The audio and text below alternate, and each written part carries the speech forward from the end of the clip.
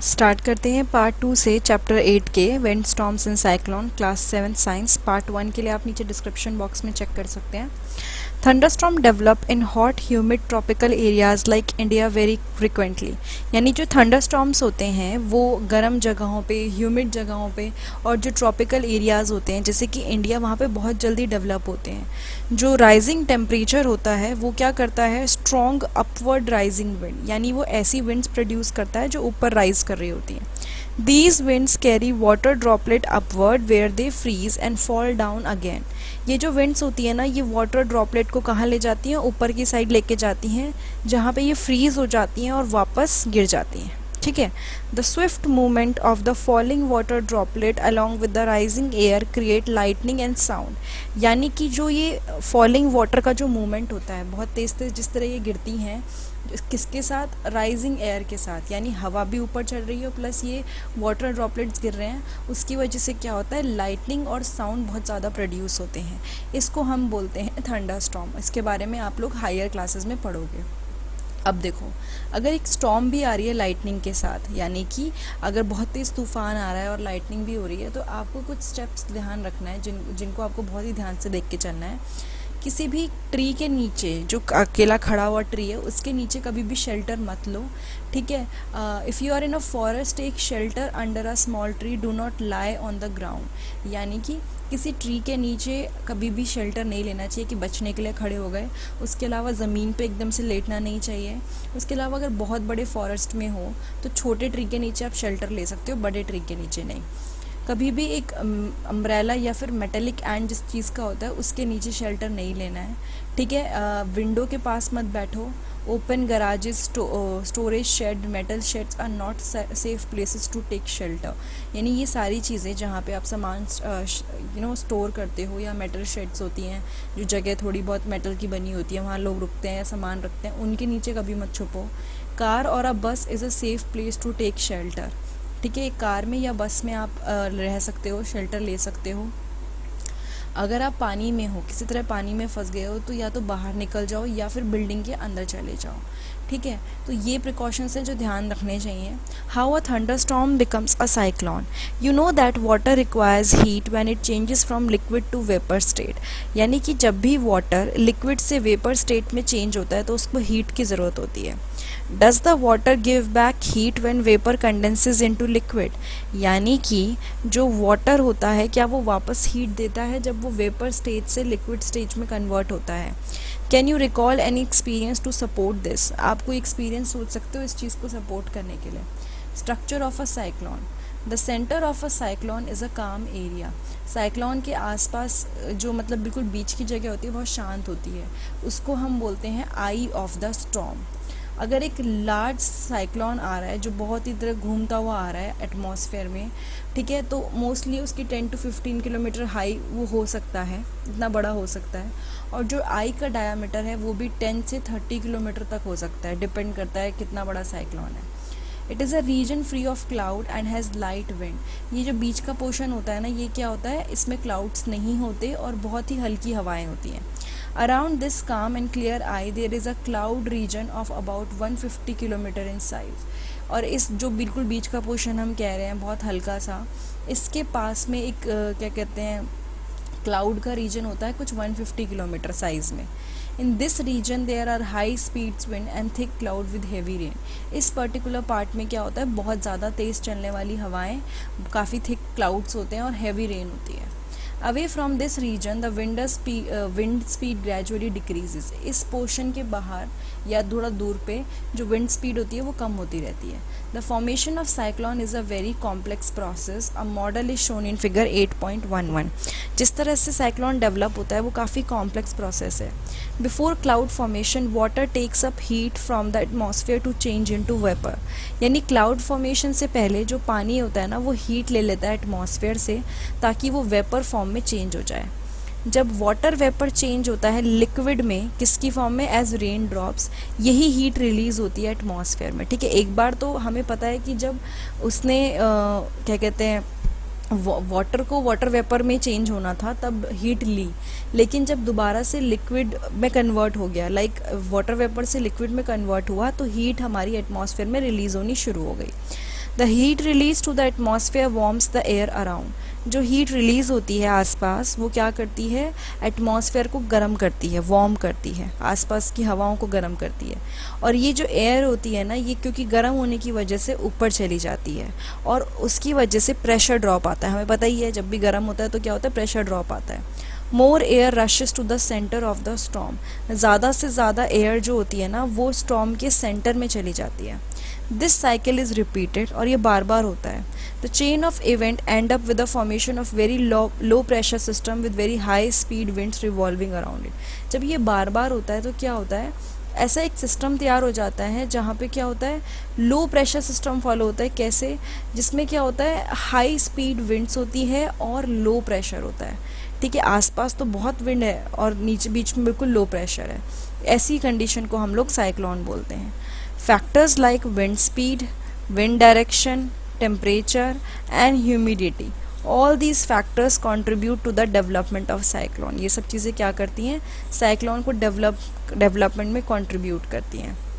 यहाँ पे देख लीजिए, आपको दिखेगा किस तरह से पूरा, जैसे साइक्लोन जिस डायरेक्शन में मूव कर रहा है उसकी हाइट भी दे रखी है, अराउंड 15 किलोमीटर। और यहाँ बीच में आई है 10 to 30, क्या है ये, आई है, और अराउंड टोटल 200 भी हो सकता है। काफ़ी ज़्यादा मतलब इसकी वजह से तूफ़ान आता है।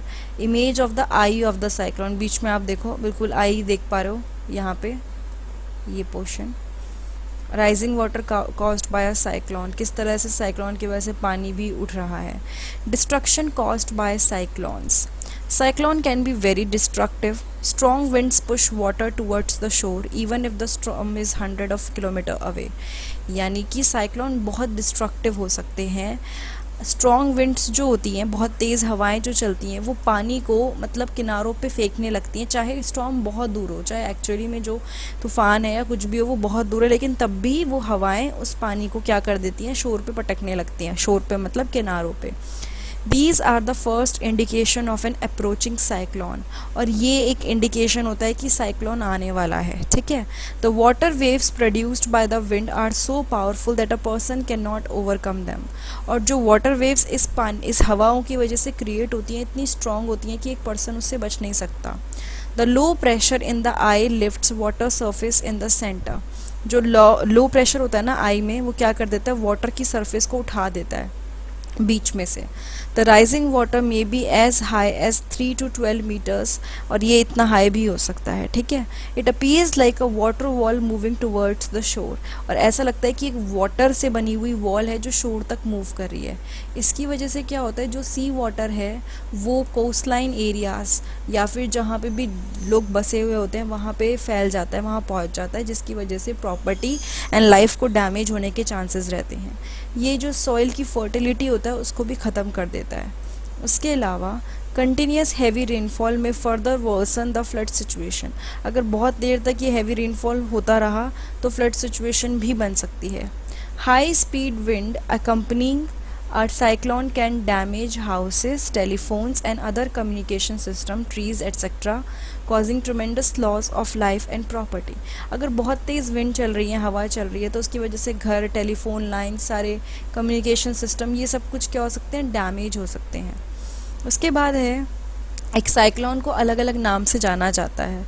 हरिकेन बोला जाता है उसको अमेरिकन कॉन्टिनेंट में, और जापान में उसको टाइफून बोला जाता है। ये नाम दे रखे हैं कहाँ पे क्या क्या बोला जाता है। ठीक है, नाउ उसके बाद टोर्नाडो के बारे में दे रखा है।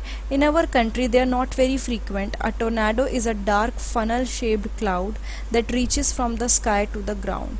टोर्नाडो क्या होते हैं कि बहुत ही डार्क सा मतलब फनल शेप्ड क्लाउड बन जाते हैं जो ग्राउंड तक पहुंच जाते हैं। बहुत मोस्टली जो टोर्नाडोज़ होते हैं वो वीक होते हैं, और जो एक वायलेंट टोर्नाडो होता है वो 300 किलोमीटर पर आवर की स्पीड से ट्रैवल कर सकता है, और ये हो सकता है कि साइक्लोन के बीच आपका टोर्नाडो फॉर्म हो जाए। ठीक है, the whole coast line of India is vulnerable to cyclones, particularly the east coast, यानी कि जितने भी ओवरऑल अगर आप लेके चले पूरी कोस्ट लाइन जो है वो साइक्लोन के लिए वल्नरेबल है, मतलब वहाँ पे साइक्लोन आ सकता है। स्पेशली जो ईस्ट की साइड का कोस्ट है वहाँ पे। जो वेस्ट कोस्ट है इंडिया का वो लेस वल्नरेबल है to cyclonic storms both in terms of intensity and frequency of cyclone, यानी कि वेस्ट कोस्ट में साइक्लोन आने के एक तो पहली बार चांसेस ही कम होते हैं कि साइक्लोन आएगा, दूसरी बात, अगर साइक्लोन आएगा भी तो कमज़ोर आएगा, बहुत ज़्यादा इंटेंसिटी का नहीं होगा। ठीक है, फिर आते हैं इफ़ेक्टिव सेफ्टी मेजर्स पे। हम क्या चीज़ें ध्यान में रख सकते हैं। Cyclone forecast and warning service. देखो, जैसे अर्थक्वेक का पता नहीं लगा जा सकता, लेकिन साइक्लोन वगैरह से हम लोग कई चीज़ें गैस कर सकते हैं। ठीक है, उस साइक्लोन को हम गैस कर सकते हैं हवाओं की स्पीड देख के, या फिर चेंज देख के, या फिर अगर वेव्स उठ रही हैं ये देख के हम गैस कर सकते हैं। Rapid communication of warning to the government agencies, the port fishermanship and to the general public. यानी कि फटाफट से आप वार्निंग फैला दो, लोगों को बता दो कि ये देखो ये प्रॉब्लम हो सकती है, ये चीज़ हो सकती है। तो हमें ये चीज़ का ध्यान रखना है कि क्या कहते हैं, जैसे कभी भी कोई न्यूज़ मिले कि ऐसा कुछ है तो एटलीस्ट लोग प्रिपेयर्ड होने चाहिए। ठीक है, उसके बाद है construction of cyclone shelter in the cyclone prone areas and administrative arrangement for moving people fast to safer places. जहाँ पे पता है कि चांसेस हैं साइक्लोन आते रहेंगे, वहाँ पे साइक्लोन शेल्टर्स बने ताकि लोग सेफ़ जगह पे पहुँच सकें। दूसरी बात, अगर फटाफट से हमें कोई न्यूज़ मिल रही है कि साइक्लोन आने वाला है तो लोग फास्ट सेफ़ प्लेसेस पे मूव कर जाएं, ये भी बहुत ज़रूरी है। Action on the part of the people, लोगों को क्या करना चाहिए। चलो ये तो गवर्नमेंट वाली चीज़ें थी ऊपर, हमें वार्निंग जो इशू होती है ना मेट्रोलॉजिकल डिपार्टमेंट से टीवी रेडियो या न्यूज़पेपर पे, उसको अवॉइड नहीं करना चाहिए। दूसरी चीज़, अरेंजमेंट्स प्रॉपरली बनाने चाहिए ताकि हम जो भी चीज़ें अपने घर की हैं वो एक सेफ़ जगह पे मतलब मूव कर सकें। ठीक है, अगर पता है कि पानी वानी फैला हुआ है तो ड्राइविंग रोड से करना अवॉइड करें, और अगर पता है कि फ्लड वगैरह आई है तो भी ये सब चीज़ें अवॉइड करें। सारी सर्विसेज जो भी हैं, पुलिस हो गई या फायर ब्रिगेड हो गई या मेडिकल सेंटर है, उनको एकदम तैयार रखना चाहिए फ़ोन पे। ऐसा ना हो उस टाइम वो तूफ़ान आ रहा है हम लोग नंबर ढूंढ रहे हैं। ठीक है, some other precautions if you are staying in a cyclone hit area.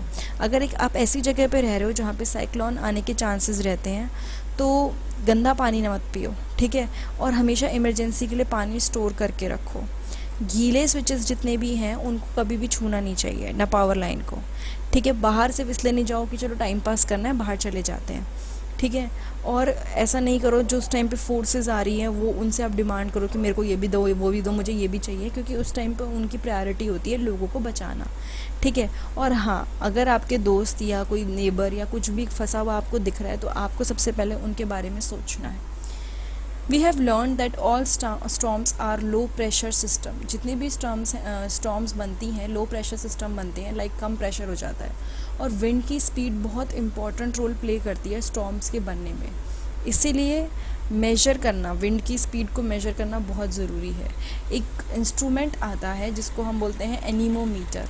ये जो एनीमोमीटर इंस्ट्रूमेंट है ये विंड की स्पीड को मेजर कर लेता है। ठीक है, यहाँ पे ये कुछ फ़ोटोज़ वगैरह जो दी हैं, ये इंडियन मेट्रोलॉजिकल डिपार्टमेंट है जो वेदर और फोरकास्ट वगैरह में काफ़ी इंपॉर्टेंट रोल प्ले करते हैं। तो ये टोर्नाडो की इमेज, जो क्लाउड है, फनल शेप क्लाउड आ जाता है, देखो आप देख सकते हो। ठीक है, यहाँ पे एनीमोमीटर दे रखा है जो स्पीड को मेजर करने में काम यूज़फुल रहेगा। Advance technologies has helped these days we are better protected. अब हम पहले के कंपैरिजन में ज़्यादा प्रोटेक्टेड हैं। अगर हम बात करें शुरू में जो कोस्टल रेजिडेंट थे उनको टाइम नहीं मिलता था लाइक कोई भी चीज़ प्रिपेयर करने का, लेकिन आजकल क्या है, हर चीज़ हमें बहुत इजीली पता चल जाती है। अगर कोई न्यूज़ भी आ गई कि साइक्लोन आ सकता है तो 5 मिनट के अंदर सब जगह फैल जाती है। ठीक है, और उसके अलावा जो भी सैटेलाइट्स हैं, रेडार्स हैं, ये क्या करते हैं, ये 2 दिन पहले ही एडवांस में वार्निंग कर देते हैं कि हाँ भाई यहाँ पे साइक्लोन आने के चांसेस हैं। The message is broadcast every hour और half hour when a cyclone is nearer the coast. यानी कि जब पता होता है कि कोस्ट के पास वो साइक्लोन आने वाला है तो ऑलरेडी मैसेज वगैरह फैलाने शुरू कर देते हैं। कई नेशनल एंड इंटरनेशनल ऑर्गेनाइजेशन हैं जो कोऑपरेट करती हैं साइक्लोन रिलेटेड डिज़ास्टर्स को देखने में, कि पता रहे कि कोई डिज़ास्टर अगर आ रही है तो कैसे हैंडल करना है। ठीक है, तो ये था हमारा पार्ट 2 चैप्टर 8 का, विंड स्टॉर्म्स एंड साइक्लोन का, 7th साइंस का। अगर ये वीडियो आपको अच्छी लगी है तो प्लीज़ लाइक, कमेंट और सब्सक्राइब करना मत भूलिएगा। पार्ट 1 देखने के लिए आप नीचे डिस्क्रिप्शन बॉक्स चेक कर सकते हैं। उसके अलावा साइंस, ज्योग्राफी, हिस्ट्री या और सब्जेक्ट्स देखने के लिए भी आपको लिंक सारे के सारे नीचे डिस्क्रिप्शन बॉक्स में मिल जाएंगे, वरना डायरेक्टली मेरे चैनल पे जाके प्लेलिस्ट में जाइए, वहाँ पे भी आपको कुछ चीज़ें मिल जाएंगी जो भी आपको सब्जेक्ट या फिर चैप्टर्स देखने हैं। Thank you so much.